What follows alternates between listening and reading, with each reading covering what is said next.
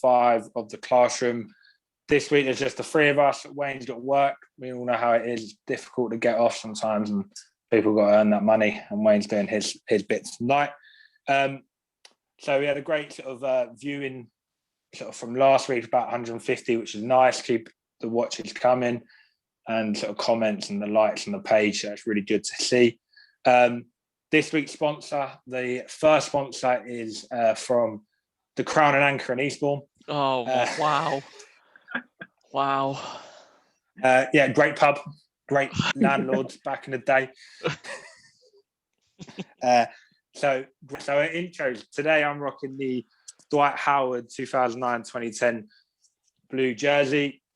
Again, same story as I told you guys in the Getting to Know. I went and saw the Europe games in 2009 or 2010. Orlando were playing. My brother bought the shirt. He doesn't wear jerseys, but he bought it just to say he had it, and I rock it. But yeah, Dwight Howard was unbelievable at that time. It was quality to watch. It was one of my sort of favourite times to watch. I'm going to go down to JP before we go over to Corey. So JP, how you been? How's everything going? Yeah, I'm good, mate. Glad to hear the news that 12th of April, the James Harden look will be gone. And including the weight as well, hopefully. Start the gym again. So that's, the positive news coming from this week. So, yeah, all good here. That's good to hear. And that sort of second part I was going to bring on to in a bit. Me and Corey have had a chat through the week, but I'll bring on to that in a sec. Corey, how are you doing over there? Yeah, all good. Started, as you said there, yeah. Today? And gone back for the Embiid rookie season jersey. You've seen myself wearing a wig, looking like Lil Dicky in this. And the reason I'm not wearing it this week is because, much like from Embiid's rookie season, I am much bigger than I was back then. So that's why I'm not wearing this week's jersey. You'll see next week's it's even smaller. So, JP, me and Troy have been chatting, and we were just having a conversation during the week about sort of weight loss, and me and Troy are going to try and keep each other accountable on terms of our opportunities to try and lose weight over the next couple of weeks. And we thought, what better way of doing it than on here? And we're not going to share the weight we're at or the weight we're losing, but it's one of those where I can already throw out there, I've started okay, then had a bit of a blip this afternoon for dinner, but I've actually done enough today to sort of warrant that. But it's sort of this opportunity to throw ourselves accountable. I'm glad Wayne's not here because we don't want baby beast mode down there. He's had baby abs forever. He was born with a 6-pack. You know that picture of the kid who's the boxer? He's like, "Fire, that was Wayne, guys." Before the dreads, the body's not changed. He's still the same height. Yeah, he was once the tallest in his year. So yeah, JP, if you want to get on that, definitely. I've started with, we got a new bike in the house, or a bike. Exercise bikes have been on that most days, or morning and afternoon. So we'll keep ourselves accountable and making sure that we're doing what we are, because we've all got our own goals and stuff, but we'll keep it that way. So if you want on that, JP, let us know. Yeah, I'm down for that, mate. Down for that. During lockdown, it's been on and off. Do you know what I mean? Like you get that enthusiasm to go for a walk, and then it just drags. And the fact that the time's dragged whilst being inside, you just can't be asked. And it'd be good to keep spirits going in the chat and push each other. Yeah, that's the plan. Like I say, me and Corey were saying, I think, and even today, Corey, the picture we sent. My first year at uni, I was 88, 89 kilograms. That was playing like every other day basketball and in decent nick. And then from that point, it's just gone up and up and up over time. And don't get me wrong, I've been doing exercise in the more right shape, just not where you want to be is the question, isn't it? It's what you want in yourself. But we can keep each other accountable in that. So my lesson this week, last week we had our art lesson in terms of the jerseys. And I was going to do the woodwork one, but decided against that. This time we're going to do a media lesson.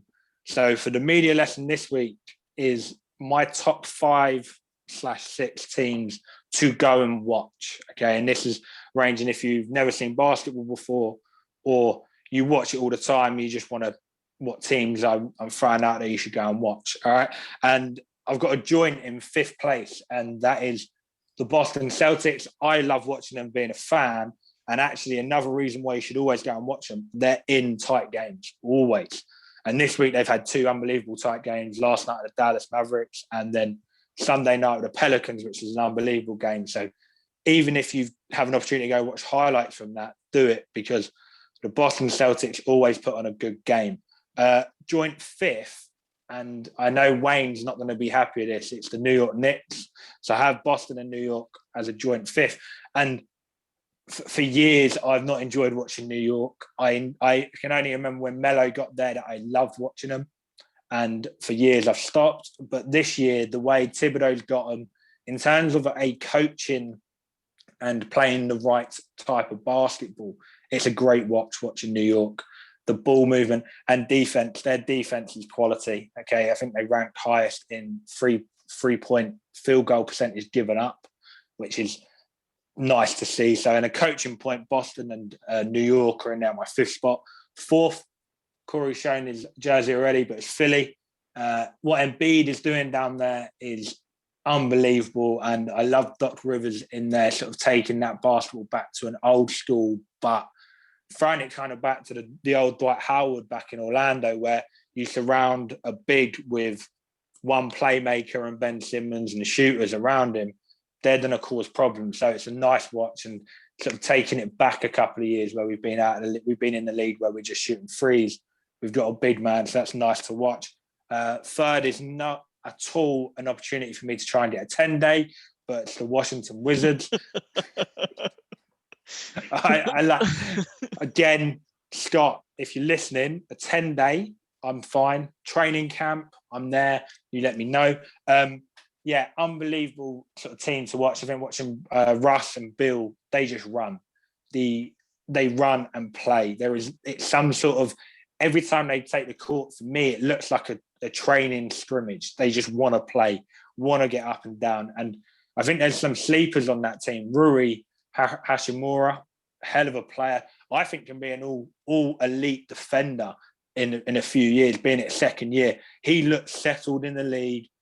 And I also think, granted, he's a Jordan brand guy, so he's signed to a Jordan contract in terms of trainers and sneakers. But what he does is, I actually can see it warranting that. So that's a sleeper for me in Washington. And again, coaching wise, the way Scott Brooks actually does have them playing is nice to watch, and that 10-day can come at any point. Number two, it's the New Orleans Pelicans. Again, there's one main reason for this is Zion Williamson. Each night, and especially over the last sort of 10, 15 games, 20 games, and I think we're going to touch on this later, but what he's putting up and in the way he's doing it, being a 6'6" power forward against some big bodies, it's exciting to watch. And again, there's the opportunity just to watch Zion Williamson is exciting. So even if he's not scoring buckets, you watch him. I find myself watching him. Corey knows this. I'm a massive Lonzo Ball fan and have been for years because he hasn't got a jump shot. And it's lovely to see a player without a jump shot. But what he does, I find enjoyable. Brandon Ingram over there is quality. I have got question marks around the New Orleans Pelicans, but my question marks also make them enjoyable to watch. So they're my 2nd. And then number 1, again, the top excitement has got to be Brooklyn. You know there is going to be 120 points minimum for both teams. They give up buckets and they score them all the time. So if you want to get into basketball, go and watch Brooklyn because they're going to excite you. If you are at that point where you know basketball, you enjoy it, but you want to look at it deeper, Washington, Philly, Boston, New York, the way they're coached, the way they play, it's there to go watch. So in terms of, if you want to be excited, go and watch Brooklyn. Make sure you watch Pelicans because they're the 5-6 teams that I recommend watching. So that was my lesson this week of teams that I love to watch, and guys, go and watch them. I'll post up on the Instagram page over the week of them and some clips about why they're so good to watch, that is, and we'll go from there. Carrying on from that, normally at this point we'd go into the kicks of the week. However, we made it a bit of an agreement when we do that. My lesson and kicks of the week every other week. So Corey's going to hit us up next Thursday when the video drops, that with the kicks of the week for that time. Corey, do you have anything to say on that? Hopefully it's a big drop next week. So just waiting to hear back. Yeah, just waiting to hear back on if I've secured them or not. On Friday, I should find out.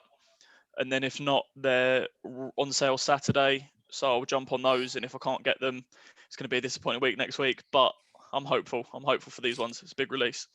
Yeah, we're hopeful for you as well, because we do enjoy the kicks of the week. And it's, I think, for me, a guy who's never normally been into kicks as much, I've been messaging you all through the weeks like, what do you think about this? What do you think about this?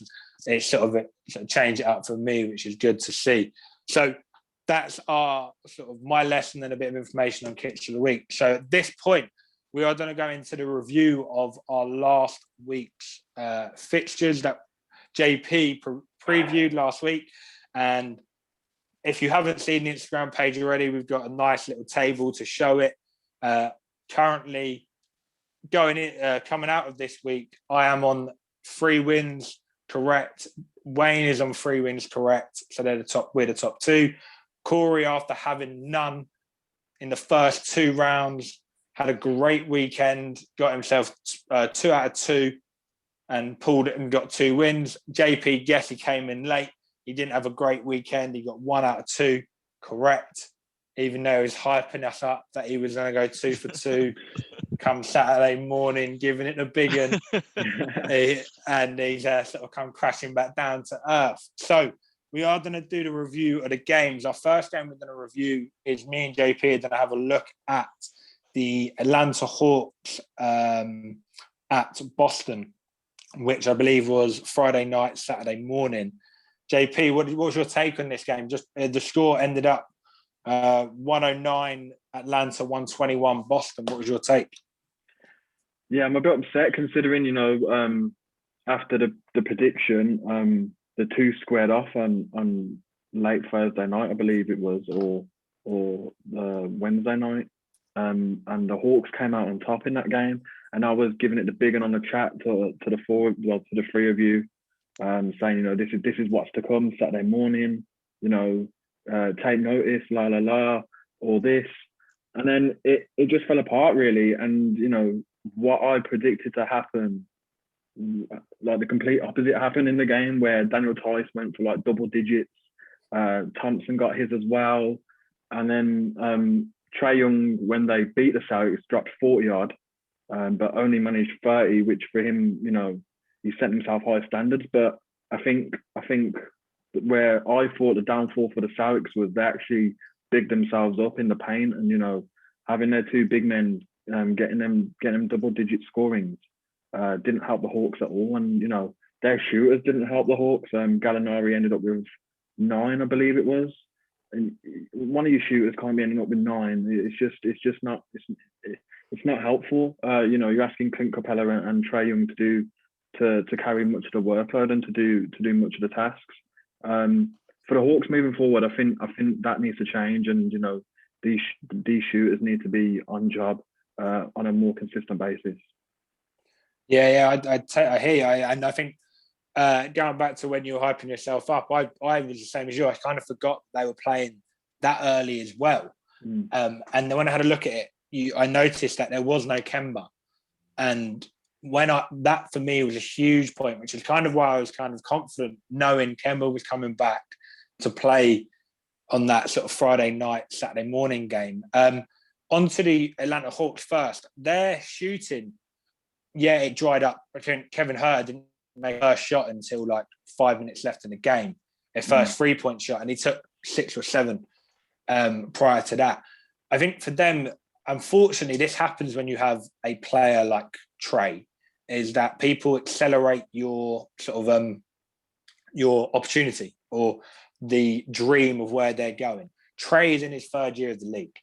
And this is a point when teams now have more and more in-depth scouting reports. It's now, yes, we know Trae is going to get his. We know Clint, we know what he's going to do.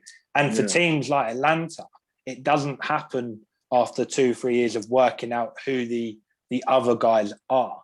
And I think because of Trae and what he did last year, people went, oh, yeah, they're going to be 4th in the East. They're going to cause some trouble. But actually, what it's realised is that the other guys are a bit too young at the moment. And that's my sort of take on them. I liked the pieces they have. You look at Reddish. I'm a big fan. Yeah. I know they've got DeAndre Hunter, who hasn't played in a couple of weeks. Kevin Hurt is a nice player. I like John Collins. I think he's doesn't understand what he is at the moment in time. In terms of, is he a stretch four? Is he a big that plays in the small ball lineup? But they have the right pieces. I just think because of Trey and the explosion he had onto the league, everyone went, all right, we're going to accelerate what we think about you. I think regarding that, as you mentioned, the opportunities that the Hawks have given Trae Young in more sense of like ball possession, allowing him to take a high percentage of shots. I think I can see that with Reddish and Collins, though, in a sense that if the Hawks gave them sort of opportunities as well, then the Hawks can flourish. Reddish and Collins are decent players, and we've seen that over this season. But as you mentioned as well, the bench scoring, like Gallinari has to step up. These players like, is it Tony Snell who's there? He needs to step up as well. It's not good enough from a bench point of view. And for the Hawks to really cause damage within their conference, that bench scoring needs to be boosted like right now and at a quick and fast rate, because it's all good having these youngsters in the lineup who have star-studded ability, and they're like what ifs. These players are what ifs. What if we give them more ball control? What happens if we give them a higher percentage of the shooting? Them questions aren't for now if your team wants to win right now. And I think again, I highlight the bench scoring. That was what alerted to me as well during this game. Yeah, no, like I say, I think Atlanta have got a nice bunch. It's just if they give them time. Onto the Celtics, though. I was really impressed with what I saw, and we spoke about it last week on the episode about having the bigs, and actually they need a big. And actually, I think John Collins would be a great fit for Boston down the line, or even at some point. Yeah, there's talks of obviously Collins not being happy and the Hawks not being happy with Collins, so that will be an interesting one to look at in the near future. So that might be a big pickup, as you said, for Boston. I also noticed, because I'd seen some trade rumors prior to the game, the way I always go back to, I was told, and Corey knows this for a fact, I was never going to help the other team up. If I was in a jump ball situation where we're wrestling for it, I am not letting that ball go until that guy lets go. I watched John Collins do that most games. He's one of those guys. Other than Boston Celtics, he was high-fiving them, helping them up whenever they hit the floor. It's that nasty to me, streak, isn't it? Sometimes certain players in certain positions especially need that sort of aggressive, I'm going to be a hard-fought player to do well. And I looked at him against Boston, and he wasn't doing that. And that to me is saying, come on, let me come over here. But my biggest takeaway from that game was the player Kemba. I thought I've underestimated Kemba's defensive ability, and I thought the way he picked up Trae Young was really good. His decision making, I don't think there's much in the height difference of Kemba and Trae. I think Kemba just went, "You're not going to stop me scoring." And if you noticed, every time they got the ball, if it was Kemba, Brown, or Tatum, they made sure Trae Young was the one on them. So they were setting screens just to get Trae on them because they know he couldn't defend. And it was a really complete performance from Boston, which is nice to see. And I think the players, Tristan Thompson and Daniel Tice, Atlanta couldn't work them out as a pair. And I've got my reservations of that going forward anyway for Boston. But in that game, it worked well. I think it still highlighted, especially the weekend and last night's play of Boston showed they are two pieces, and I'm not saying two superstars, they're two good players away from being in that contending chat. Well, this is the thing with Kemba. Kemba's been so off lately. I think he had a stint of 12 games where he was just, his hand was cold. He just wasn't playing well at all, and he just couldn't seem to find his rhythm. But you notice now in games that, especially against the Hawks, games where he's picked up and he's been a bit freer, and Boston benefit from that massively. But it's just finding him on his right day. Kemba's one of those players who's like an encouragement player, isn't he? And if he's off his game, he needs an arm around him and he needs a bit of help. But once he gets back in that rhythm, he's a hard player to guard. He's so explosive and so quick. And it's what he said about watching Washington with Beal and Westbrook. Like, Westbrook's shown that when he turns it on, you can't guard him. Look, there's not many people better in the league driving to the bucket, and Kemba's one of those players. He's so quick, so explosive that he's very, very important to that team. Yeah, I don't think I've seen a player this season as much as Kemba has, where he's always looking for that 3-point foul. He comes off the pick and roll and he sees like the man stretch out his arm, the defensive man stretch out his arm, and he goes for that like lob to the basket. And I think his IQ is what the Celtics need coming off the bench as well. Especially, my two taking points from the game were in regards to the Celtics were, if they're going to play, as Tom said, the Tice and the Thompson combination, they still need that big off the bench who they can rely on to bring the numbers.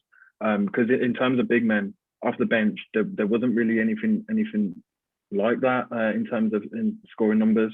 And then secondly, I thought, going back to your point, Corey, about the gritty player, because Smart was out, I thought that would have gave the Hawks a real chance. But as you mentioned, having someone like Kemba Walker coming off the bench with his floor IQ, his ability to get to the basket easy, his pace, it's something that's helped the Celtics in the run at the moment. And I think definitely within the playoffs, Kemba is going to be someone who will need to keep that consistent basis. And I think all eyes will be on Kemba rather than just Tatum and Smart and Jaylen Brown. I think what you're going to get from those guys. Jaylen Brown's going to score you buckets.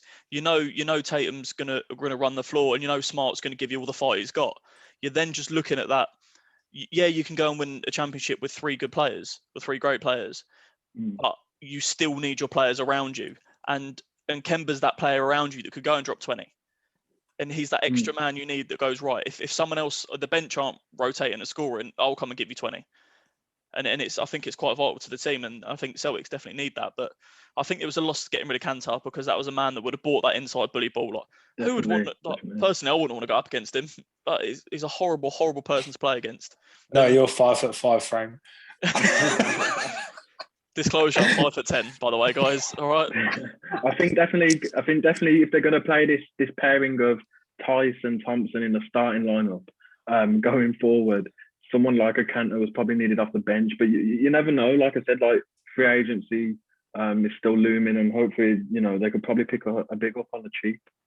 Yeah, I agree, and I think what is key, especially we talk a lot about playoffs because that's really ultimately what NBA basketball is about in the end, about what teams do in the playoffs. And I think you need, as much as I put Kemba in a quite a high level of point guards, I'm not saying he's top 5 or top 10.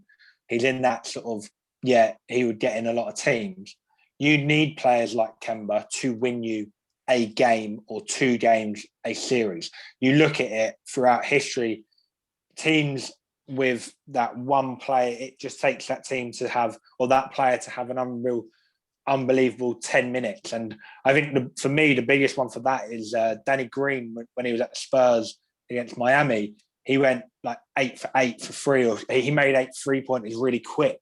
And Miami were like, hang on, we've got to guard Parker, Duncan, Ginobili off the bench, a young Kawhi, and then Danny Green sat up in a corner making these threes. You need those odd players that people go, oh yeah, forgot about them. And I think Kemba fits that bracket. I do think Boston really are missing just a big threat. And my big one now, I don't care what Danny Ainge has to do, who he has to get rid of, go and get DeMarcus Cousins.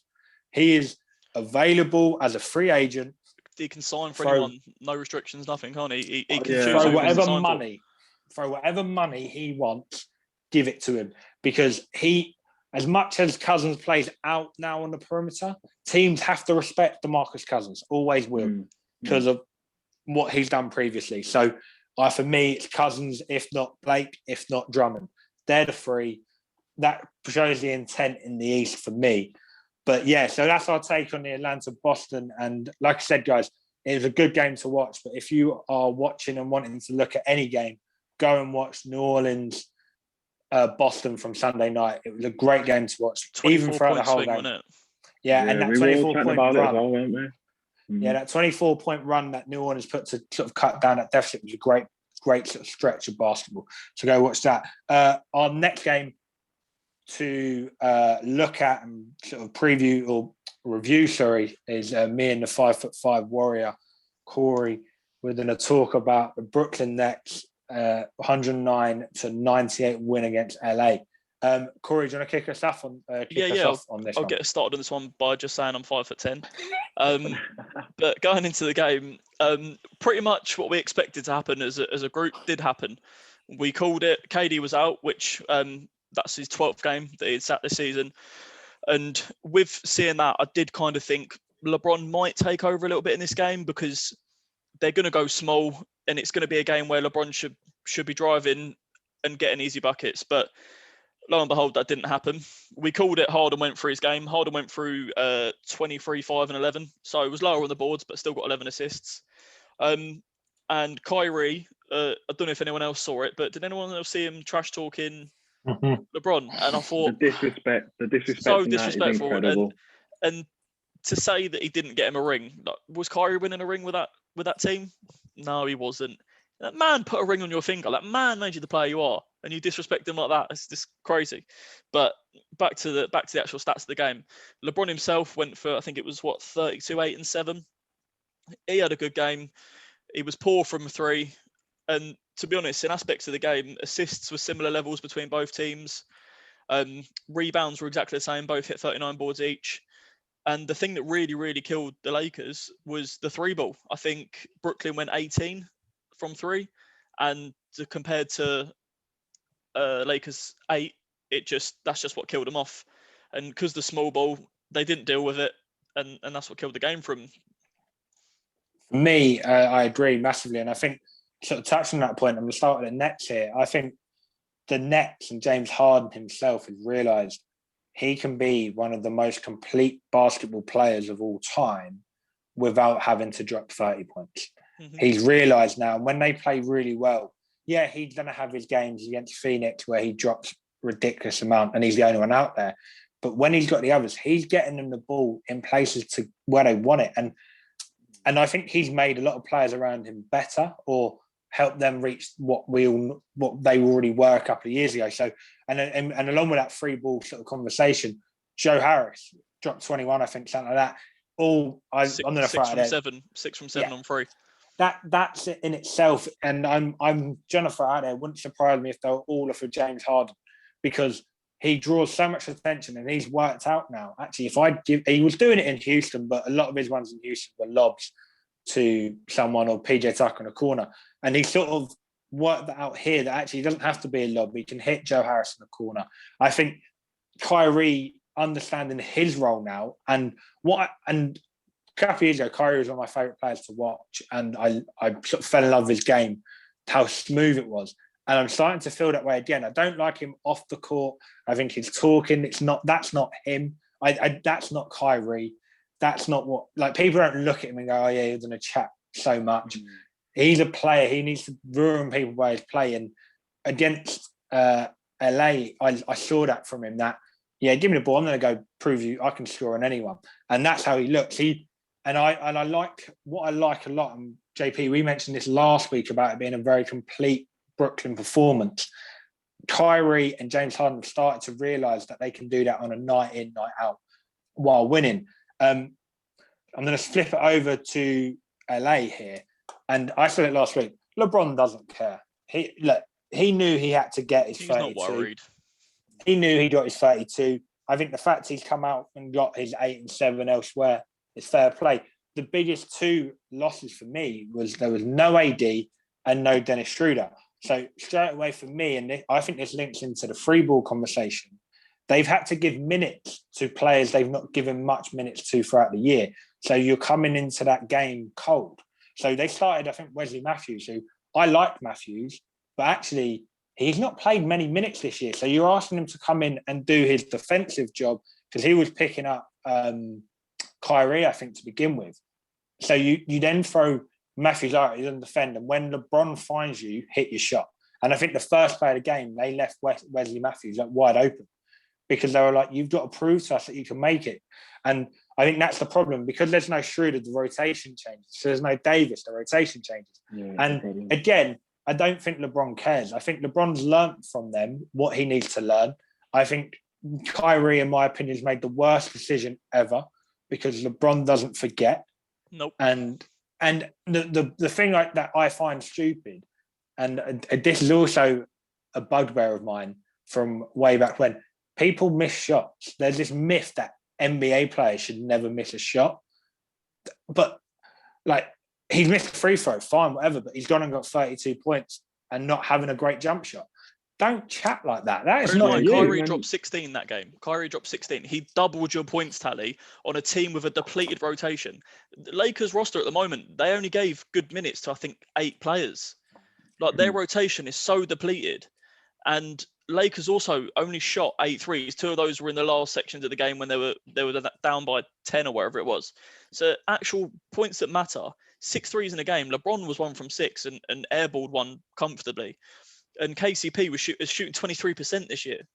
Like, that conversation, if KCP was warm, even lukewarm compared to cold, and LeBron hit 1, maybe 2 more of those threes, this conversation's a complete different conversation. We're sitting here previewing this game with Lakers up by 5.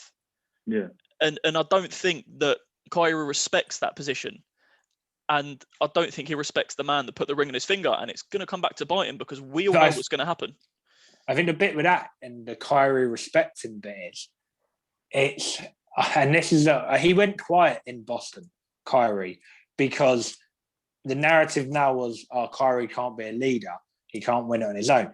He's now in Brooklyn with his mates straight up, and everyone gets louder with their mates. And he's also in there with 2 people that he knows that would give LeBron a good game on his own. So it's not relying on Kyrie. You see what LeBron did to Boston, Kyrie's Celtics. It was easy. So I think what annoyed me more, and I was liking the way Kyrie was playing, is it made him look like a cheerleader. Yeah. And it was like, come on, this year, and it's proven, I go back to this Miami team a lot. The Miami-Dallas series where Miami lost it their first time as the big 3, LeBron, Wade, Bosh tried to be these bad guys. They were trying to be the villains of the league. And it didn't work. They're not that type of person. Kyrie is not that person. Don't be that person. No. Just play, like, you can say all the stuff you want to say in the media, because I respect that for him. Have what you say. But Kyrie, you're on the court, that isn't you. On the court, it's you proving that no one out there can guard you. And it sort of disappointed me. If I can throw my 2 cents in, like we mentioned on a previous episode, you know, Kyrie's gone from being number 2 with LeBron, which is perfectly fine. Like, you know, I'm sure any of us would be number 2 to LeBron and happy to take that ring off with him. And then, you know, Kyrie wanted to try and prove a point in Boston, be a leader. And then, you know, I think Shannon Sharp did it the best. So shout out Undisputed, where, you know, Kyrie Irving's now the butler. So you've got Batman and Robin in front of him and James Harden and Kevin Durant. And, you know, you're not going to be classed as like a great player in the league. You're not, especially when, you know, you're getting help from Kevin Durant and you're getting a facilitator like James Harden and you're picking up average numbers like 16 points. Yeah, no, I agree. And I think that is a very good sort of analogy of it. And I struggle to see Kyrie as the killer mode he went into at times in Cleveland. And that's where I sort of fell in love with his game. And it was so smooth. And what I loved, that you never heard anything from Kyrie. You never heard him chat. And you heard players talk about him being this. So I think that's an interesting one to see going forward, because when Kyrie plays his complete game and he just goes into that scoring mode, he's one of the best and most exciting to see. Oh, so it'd be interesting. With him, Curry, driving to the basket and taking contact and still finishing. They're both so good at it. Yeah, it's exciting, and I actually said this. I don't see many teams being able to guard him. I know I go on about it being a guard-heavy league. There isn't many players out there who can handle Kyrie. So it is interesting, and it was a good game to watch. And like I say, LeBron, the computer that man is, doesn't worry. LeBron, I think, again, this is off of memory. I'm not fully 100% sure on this stat, is that the amount of times LeBron's come out with his conference number 1 isn't that many. So LeBron coming in 3rd or 4th, that don't bother him. Whoever's put in front of him to play, he will play and he will work them out. I think the biggest thing for that is they need Davis back and they really need Schroeder back. I think Davis is a bigger, better piece, but Schroeder, he opens up the floor. Yeah, and Schroeder also takes the pressure off LeBron to carry the ball up, which we now know is needed. and then their guards are deep but not great. So when you take their main one out, the rotation gets screwed, and it sort of worries it that way. So that's really our take on those two games. Later on, we're going to preview some 2 new games from the upcoming week, and you'll hear our predictions onto that. I just want to close that one off. Just literally finalise it there. I am 5 for 10. It's hurting him. It's hurting him. Mate, he's not 5'10". He's the type of guy that would wear really big shoes just to prove it. He's apparently size 10 feet as well. What do you mean apparently? Just not higher. No 5'5" human being is size 10. I'm not 5'5", and I've got size 10/11 feet. Okay, he's apparently got flippers for a 5'5" guy. Okay, he might be 5'10". It just goes back to someone looking taller than him always was. So we are moving on to. Oh, hang on, just reeling in my fishing rod. There we go. I think it started with the sponsorship. Actually, that went out there. That threw me off straight away. I was the best thing about it. That. The sponsorship, I told you all week it was going to be a good one for you. It was. And I didn't tell him what it was. Whereas last week he knew, this week he didn't. And it came to me Sunday night, and I was like, that is going to be funny for me. And it just is quite funny. So we're going to look at our main topic of the week. This week, after last week's episode, we had a chat, and we were looking at the players we would pick under 25 that we'd start a franchise with, or those players under 25 who we see being the next guy, the next sort of crop of players coming through. So we all went away, picked one player each. Wayne, again, as I said, he won't going to be here, so I'm going to discuss Wayne's choice as well, and I'm going to take my own one later on. For the first off, I'm going to go to JP. He's going to tell us his pick and why. Okay, and again, guys, it's not, and this to people watching, we're not just doing this to spark annoying people. This is what we truly feel. Okay, and you can have your opinions. We've got no problem with that. So let us know your opinions. Let us know. Feel free to drop it in the comments as long as it's positive. Otherwise, 1v1, mate. Which was cut out last week. I might leave it in this week. And Jennifer Calvley, keep dropping the comments. Big old Jennifer. Love it. All right, JP, who's your pick for under 20 players? So my under 25 pick would be Devin Booker. I'm going to try and make it short and sweet and summarise how good of a player he is. So coming out of the 2015 draft, he was picked, I believe it is 13th, 13th or 14th. And there's only 3 players ahead of him, which were Porzingis, Karl Anthony Towns, and perhaps you could say D'Angelo Russell, who, you know, are still talking points in the league. Apart from them 3 picks, nobody else really stands out in the league, but like Frank Kaminsky, Justice Winslow, Jahlil Okafor. So from a Suns point of view, they've had a hell of a pick there, and just how D-Book plays in general. You know, he's a clutch player. You can rely on him to take clutch shots in pretty much the biggest moments of the games. You know, he's not afraid of anybody, and I think, you know, he highlights himself that he's got that Kobe mentality, and he really looked up to Kobe as an idol. And, you know, you can see it within his game, how fearless he plays. Starting off in his career, he had that good, you know, 1-2 punch with DeAndre Ayton. He, you know, himself is a youngster coming into the league as a big man.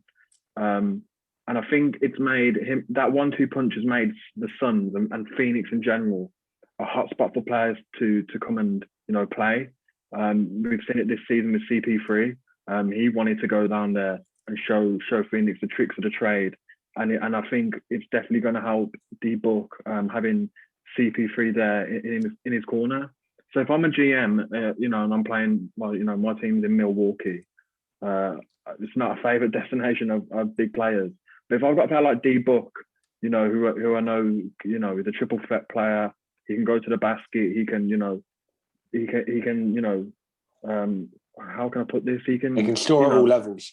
Yeah, I think that's what it is mainly. Fade away, free, off the dribble. He's got everything in his locker. And I think with that, I think players take notice of that. And a lot of players have come out this week and, have said, can't believe he's got snubbed for All-Star.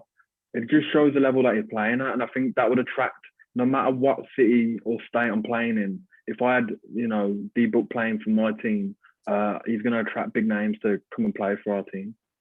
Yeah, I see. I'm a huge Booker fan. Do you know what? He's again a player who I love to watch play. It's so smooth, it's so effortless. And my favourite thing about Booker is, you mentioned his draft class there, but the reason was he didn't start any college games.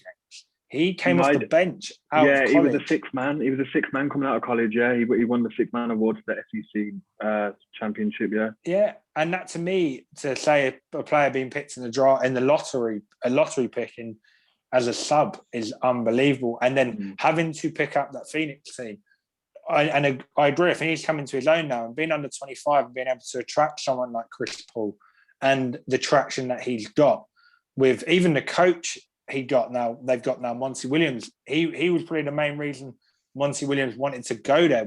I remember at the time Williams had the opportunity to go to LA and coach the Lakers or take Phoenix. And Devin Booker is your main reason why you go. And I do like the idea of I can see why Booker's your number one pick for your pick for that under 25.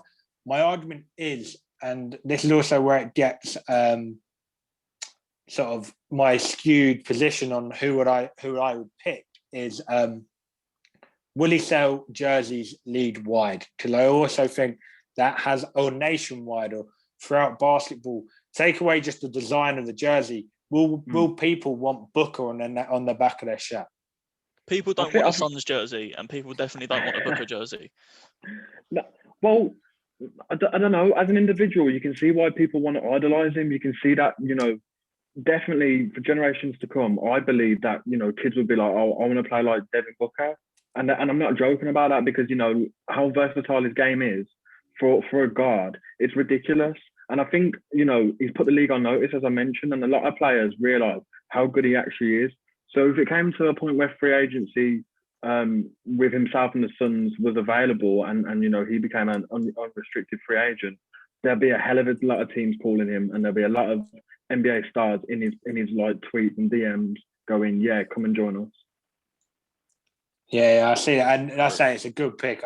I think his career will be a disappointment without a ring, and I think when you fall in that categories, I'm not saying he's Hall of Fame because that's a bold statement, but when your career's ended, and if I look, he's falling in that category now. If Booker doesn't get a ring,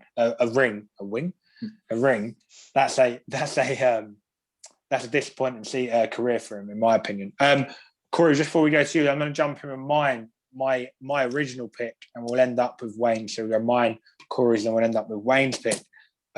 My original pick was Jason Tatum, and similar to Booker, he is a scorer at every level. The guy can drive, he can pull up, he can take threes. There isn't a flaw in his offensive game at all. I think what he brings and has brought to the league, we joked about in the first one, I don't actually know if he's 25, 30, 21, 18. The geese has been 20 forever. He's unbelievably young. And what he's done so far in his career, I didn't go down the stats way, same as you, JP. I didn't look at it that way. I looked at it as what I've seen Jason Tatum do. That first 2 years he had of actually being one of the main focal points of the Boston team that went in a deep playoff run.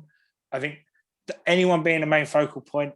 Also, in that series, one of those series, he dunks on LeBron, which is huge.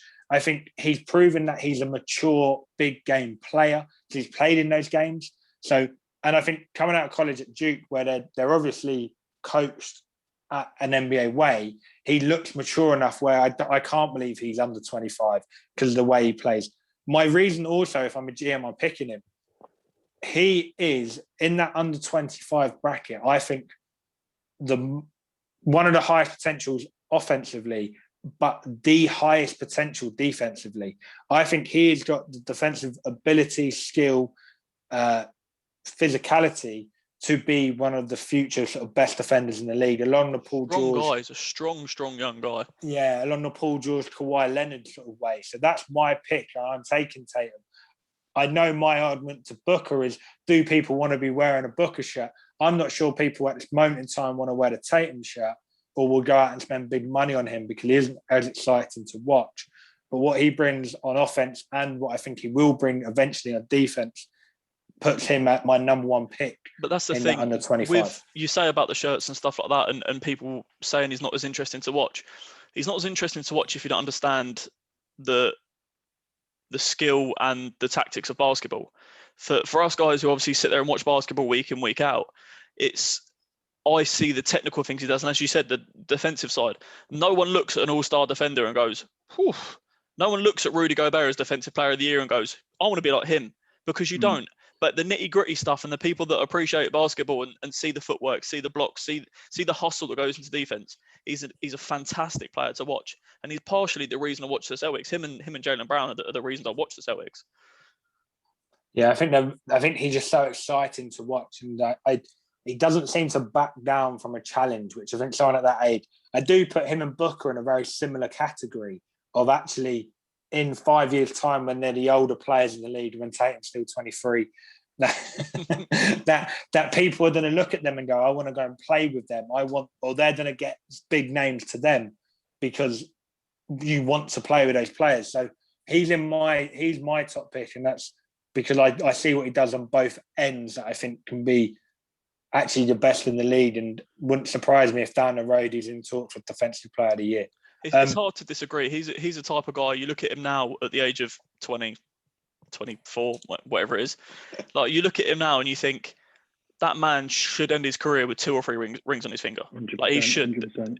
Like, there's no way he shouldn't. That Boston team alone should be doing better than they're doing right now anyway. But that's a different conversation. But he's an integral part of it, and he's a fantastic player. Corey, what's your pick then? We've heard mine and JP's. Over to you. So obviously you guys mentioned about stats and talked about franchise and shirt sales.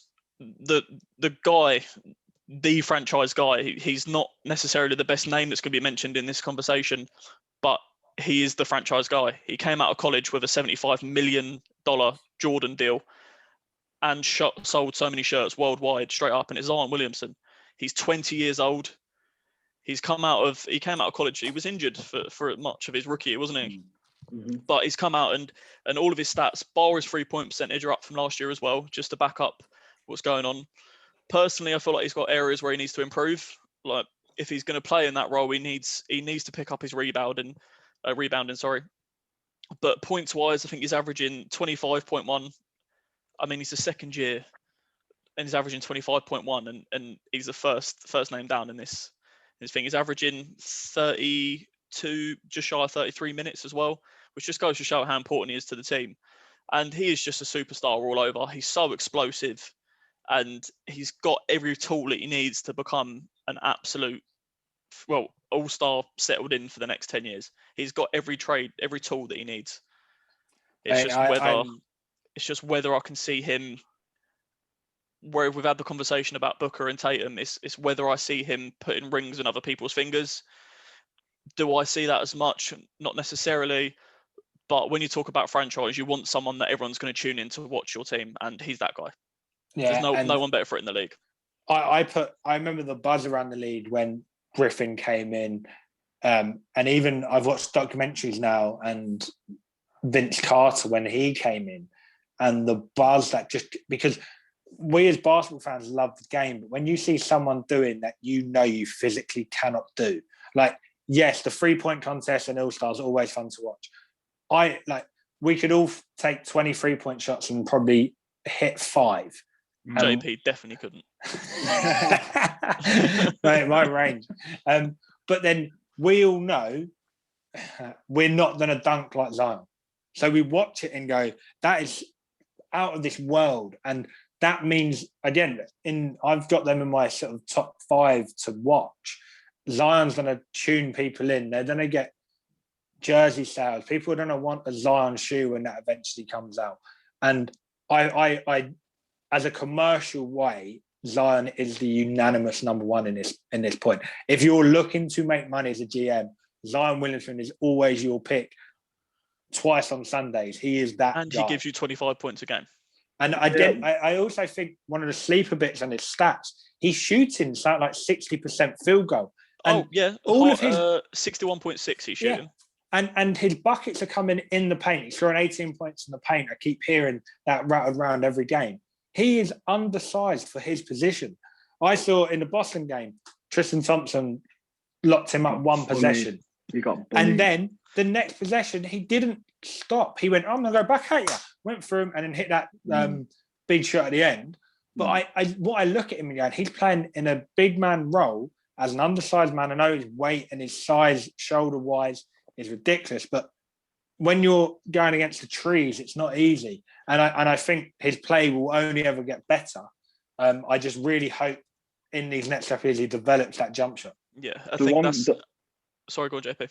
The one thing I need to mention on Zion is, in a way, he's revolutionised what an undersized forward is.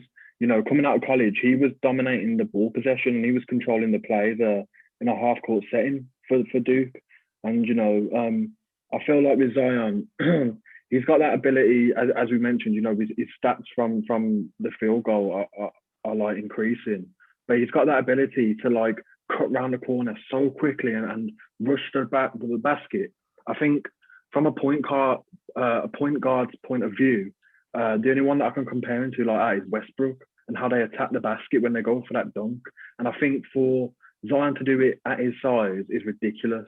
And I think, you know, as a power forward to have that ability, if he increases again his field goal percentage even more, he'll become frightening from the free. People have to guard him higher, and this will be, again, as people mentioned, him coming out of college, he will be the next, you know, big thing and the next chosen one. The thing that really concerns me with Zion's career is because he's so undersized and because he's so explosive. If he doesn't learn that extra sort of that shot, if he doesn't develop that shot and doesn't develop a jumper, I feel that his career could be a lot shorter than it should be, because he's going to beat himself up far too much. And for a guy that's, I think he's 6'8", between 6'8", but he's undersized for a guy. He's out rebounded 7-footers and to be honest, bullying them. But for someone that explosive and someone that strong and heavy as well, he's gonna have to develop a shooting game, a jumper, an outside shot, if his career is going to last 12 years. Because at the moment, I can see him going for 7 or 8 years, and then his knees, his hips, his body, his ankles will give up on him. I think that's a great point. I think and this links into one of my points for Tatum, and I'm sure it also links into JP Booker. They've not had injuries. I know Zion had it once at the start of his career and at the start of his rookie, but there's still that question mark of how much can he give you as a player in what he's doing. And this is in any sport. When you have physical attributes that outweigh other people, I'm going football here, Michael Owen, at some point, we look back now and as football fans, and like Michael Owen was unplayable at times. But then when his speed goes, Michael Owen's career dropped. There aren't many players across all sports who can continue that or change their game. Vince Carter is one. Kobe's another. I know Kobe had an unbelievable shot throughout his whole career, but when he first came in, he was a high flyer. He was dunking. He was getting up, and then he brought his shot in. Vince Carter, always known as a dunker, but actually to play as many years he had to develop that three-point shot. There's only two ways, and I think Zion can either create the league in a way that people then start trying to change their way up, so Zion can dominate, and like a Steph Curry way. When Steph came in the league, he was too small, too lightweight. But because of his game was so high level, everyone else had to change what they were doing, and it helped Steph out.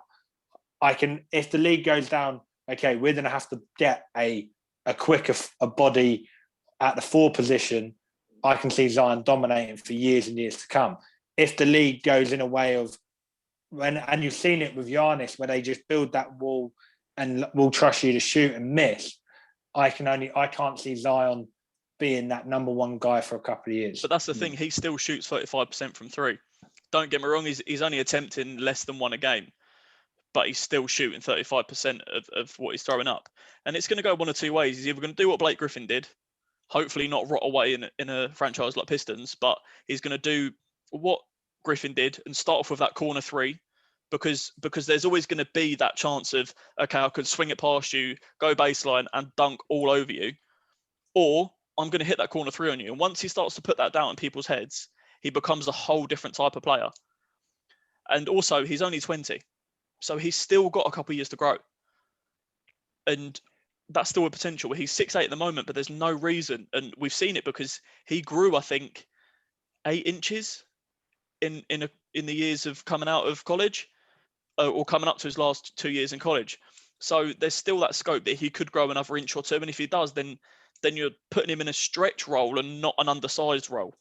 So he's coming in as a stretch 4, but he's not undersized in that sense. So there's still scope for him, and because he's so young, it gives him all the chess pieces, really, doesn't it? It's his career, yeah. It's his bubble.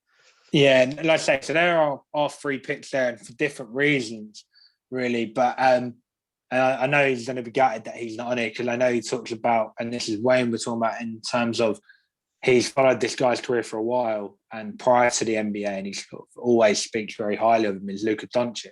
So Wayne's pick was Duncic, and I think in terms of the complete offensive package for a player under 25, and I'm going to throw it there, under 30, I think Duncic has it all offensively. I think he's turned around the Mavs franchise, and I think he's made their coach of Rick Carlisle change the way he's coached the game for a couple of years now. He's made them change what they're doing. People want to play with Duncic. I think once LeBron, and I do not want to see this day happen when LeBron's not in the league, I think Duncic is going to be the guy people flock to. Yeah, where's Duncic? I'm going to play with him. That's the thing. And I think people want to watch the Mavs now. Yeah, because of Duncic. And I also think another factor is, will he sell jerseys? And the answer is yes. The reason why Dirk was always one of the highest selling jerseys, because he was a European player. So you've got European countries wanting to pick up a Doncic jersey. And then you've got Dallas being in such a huge state. They're going to have... So Doncic will always sell jerseys, no matter where he is, what it is. I saw one of his Real Madrid jerseys is going for £1,200. Like an absolute joke. Like, just because of his Wasn't name. he playing in Real Madrid at 16? Yeah. So like EuroLeagues. Yeah. One of EuroLeagues. So you look at teams. a player under 25, Doncic has it all. My biggest reservation is, what will his defense be like? And 100%. I can only agree with that, because he doesn't seem the most agile player on defense. So he needs to quicken them feet. And I feel like for him to be a complete player, he's got to sort his defense out. He's got to, increase his IQ of switching, how to get past a screen properly, simple stuff like that. I think if you can evaluate his game and increase it on the defensive side, he's going to be unstoppable. He really is. Yeah, and I agree. I think what you look at, and especially now, and this is what I mean, he's going to take over this mantle that LeBron, I'm trying to think of other teams in the West, LeBron, Steph, even the Clippers, they will put Doncic as the man having to guard the ball. And that's the problem. If you're that guy, and Steph went for it for a while. If you watch when Golden State play a big team, they make sure Steph is the one having to guard the ball at the time. And Steph got over that. And I worry that Doncic won't, because I don't see Dallas having a lockdown defender at the moment to complement that. And at the moment, I only ever watch Dallas, and the only thing I ever hear about Dallas is Doncic. There isn't anything else there. So I worry his workload on a defensive end is going to sort of hinder his career. However, I'm saying that his offensive package is up there with LeBron, Magic Johnson, Larry Bird. What they do with the ball and what he can do is unbelievable. And the thing is, we all know Mavs are going to trade. We know they're going to trade, and we know they're going to bring in players to fit Doncic from now on, because he is a franchise player. It's not necessarily what we would start a franchise around as such, as in opinion wise, but he is a franchise player. He's the player that everyone looks at and goes, wow, he is the guy of our team. He is the king of the chessboard as such. Like, he's the one that we want. So Mavs will trade to fix that, and they will put a lockdown defender with him, so it will ease things up for him. And to be honest, sky's the limit for that guy. Like, it's only going to get better.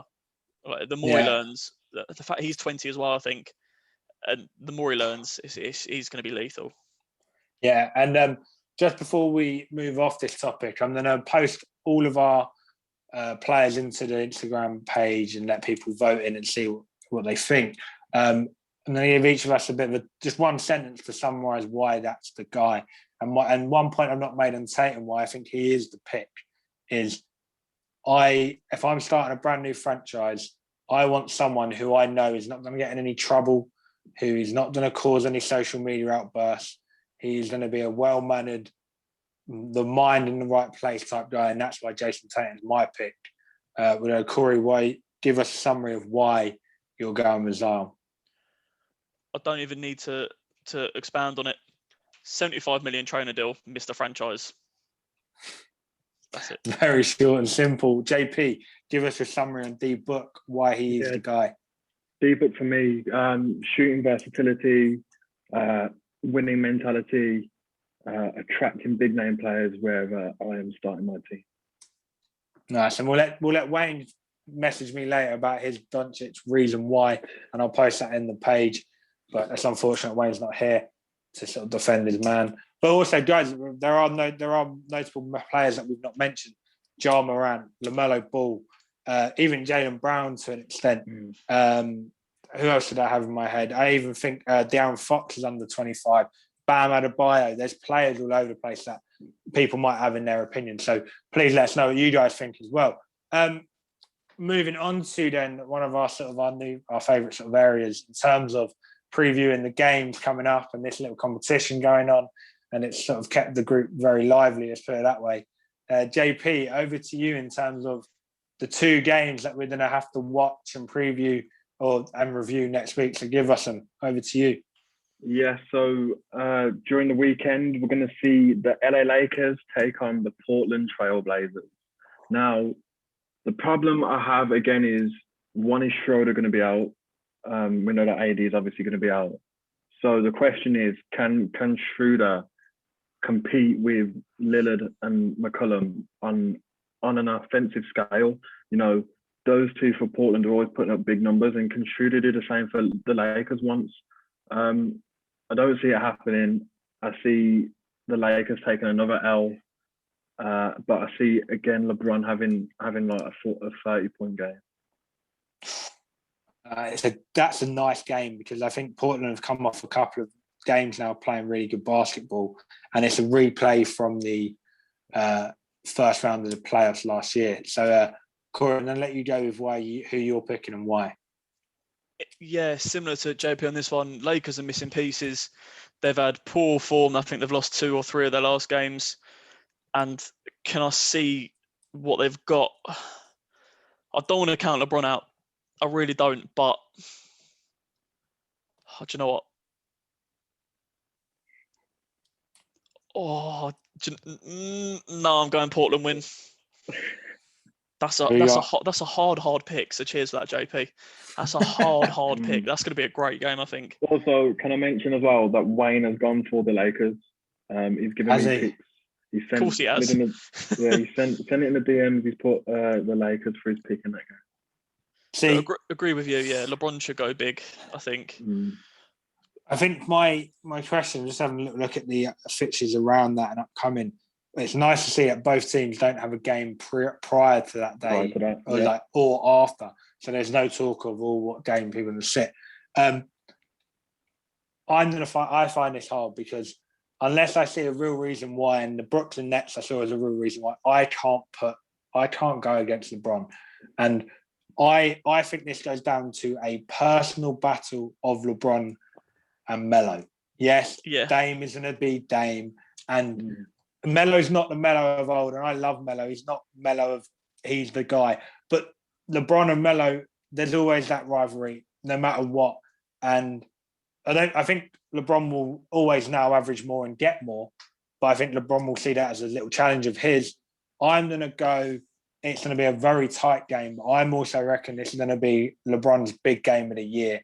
once a year, LeBron throws on a performance where he gets 40 points and we all go, wow, this is the game for me where LeBron comes out and says, yeah, I'm here. Remember me. 40 was the number I had in my head for this game as well. LeBron is here. I'm going LeBron and the Lakers to take this game against Portland, but it's going to be a hell of a game. It's going to be a nice game to watch. So that's me and Wayne with the Lakers and Corey and JP with Portland, yeah? Yeah. Yeah, I'm looking at him. I'm looking at him. I don't want to. I'm looking at him. I also found it really hard to agree with JP because he had a shocking week. Especially with their messages as well, wasn't it? He was like, "This is it. It's a better thing. This is a sign of things to come." Nah, you were so wrong. I'll be quiet up until this weekend. Don't you worry. I won't say anything to jinx it this time. Good idea. JP, what's the second game? Second game is on the Sunday evening, so I'm assuming it'll be on Sky Sports, and it's the Milwaukee Bucks against the LA Clippers. Now, I only see this going one way, if I'm honest, and again, it's going to be the Clippers defense shutting down Giannis. If somehow the Bucks can have like a franchise record scoring in threes, then they could win it that way.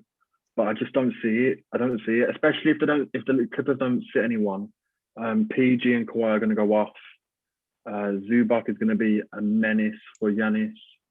I just see this going one way. I see even a 15 to 20 point, winning margin for the Clippers.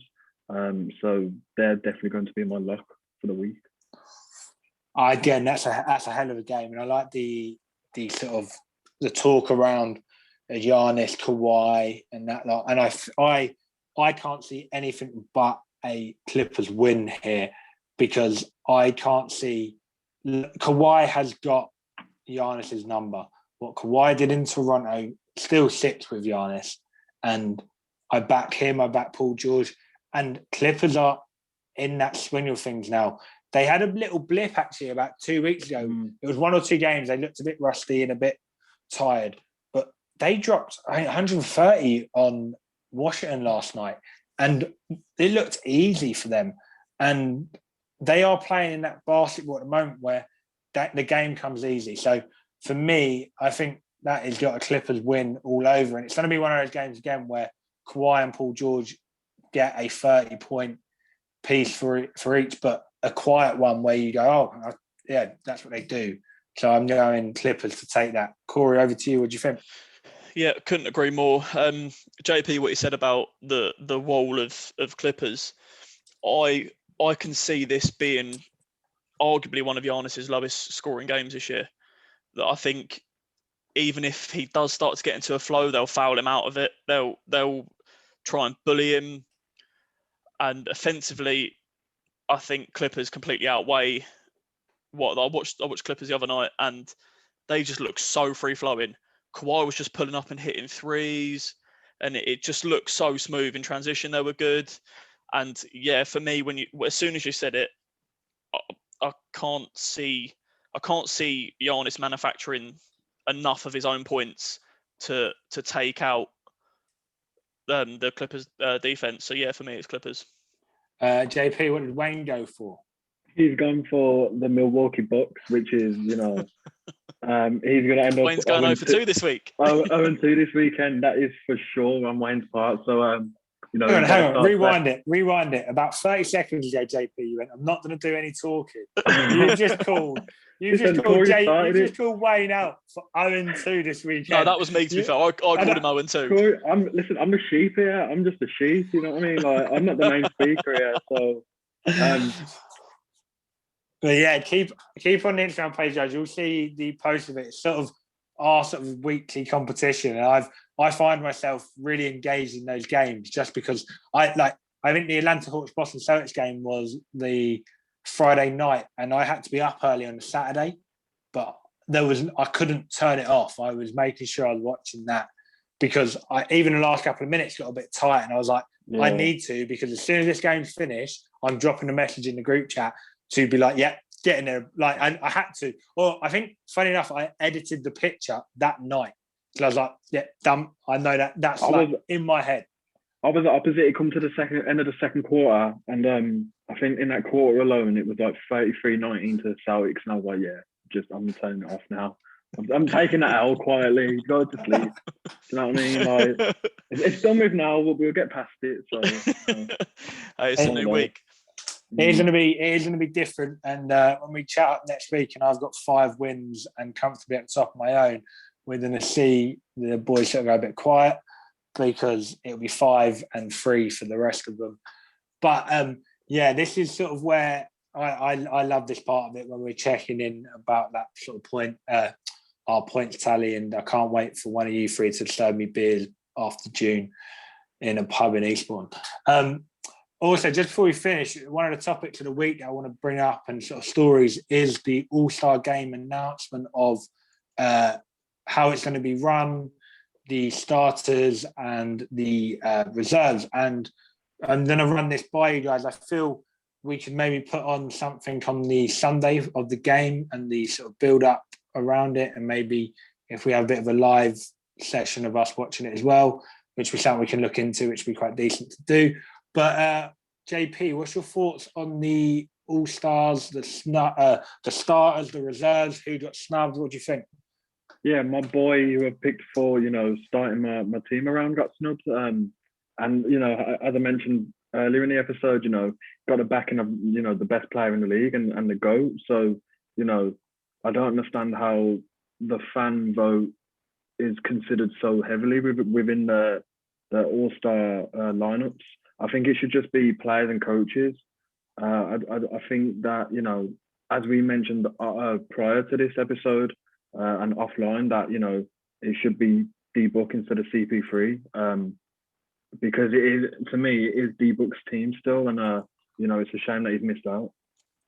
Yeah, I agree. Corey, what do you think about that West team especially?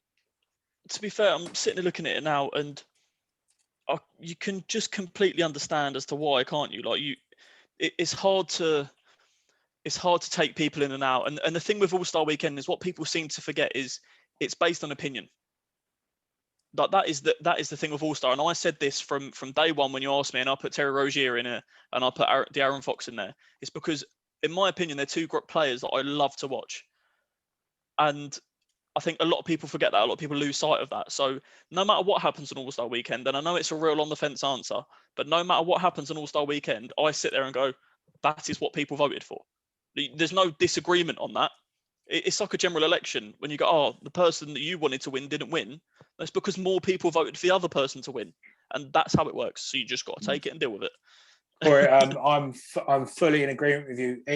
What people have seemed to turn the All-Star voting into is, what are the best 24 players in the league? And that's not how it works. It's not done that way. That doesn't mean if you're in the starting 5, that doesn't mean you're one of the top 10 players in the league, because out of those starting 5, I'm still taking Anthony Davis ahead of most of them. He didn't make it this year because he's just not having a year, or he's been injured, he's sat games. Like, that's the way it works. Paul George is having a great year. Guess what? Didn't make it. Cool. Into the starting 5.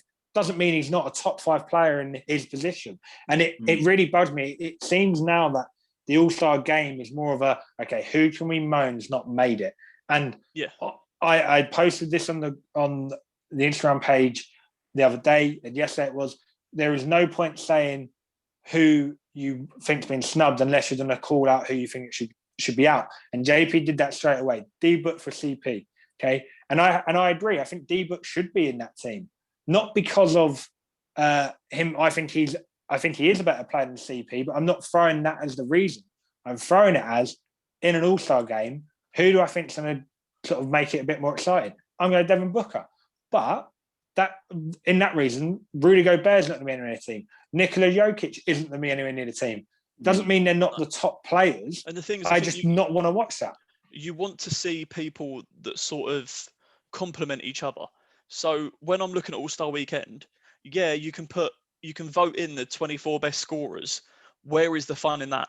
I want to see people that are playing with flair. I want to see outrageous assists, stupid lobs and dunks. And don't get me wrong, the most athletic people aren't necessarily the best point scorers in the league.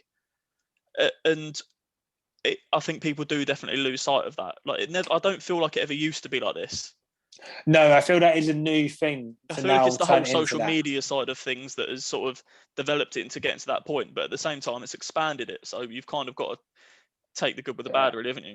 I also need to do a public apology, and this doesn't happen ever, especially to this person. I'm not sure this has ever happened, but I need to apologise to Corey, because since his talk of Terry Rozier, okay, I decided if I'm going to go at him for picking Terry Rozier, I've got to watch him more. And what I have seen is a baller. Got that 40 piece the other night, and it was unreal. And I have to apologise. What I've seen of Terry Rozier is a baller. And then the same goes with De'Aaron Fox as well. I watched him the other night, and I messaged you straight away. And went, wow, was what you said. You said, wow. Because I hadn't paid too much attention. I'd watched their games, the highlights, not paid too much attention. And then I watched it and watched him and thought, oh my God, get him out of Sacramento, please. Help him. Like, because what a player. And I have to apologise, Terry. Don't get me wrong, they're not all stars. No, but I completely agree. What your reasons were for them being all stars, being exciting, the way they play, I can see it. And I get it. And I have to apologise. That's never happened again, but I have to apologise. Can be wrong sometimes. I think that's the first time you've ever said sorry to me. Yeah, look, I don't normally get things wrong to say sorry for. I've known you for 13 years, and that's the first time you've ever said sorry. I don't need to say sorry. You only say sorry when you do things wrong. It's not me. So why would I? Mr. Perfect's over it. All right. Boys, hope you have a good week. We'll catch up again next week on the episode 6. So we've already done 5 of these, which is, I think, already crazy that we've done 5. Keep watching, keep replying to us, keep commenting. I'm loving it. We're not massive at the moment, even though I'm a massive geezer.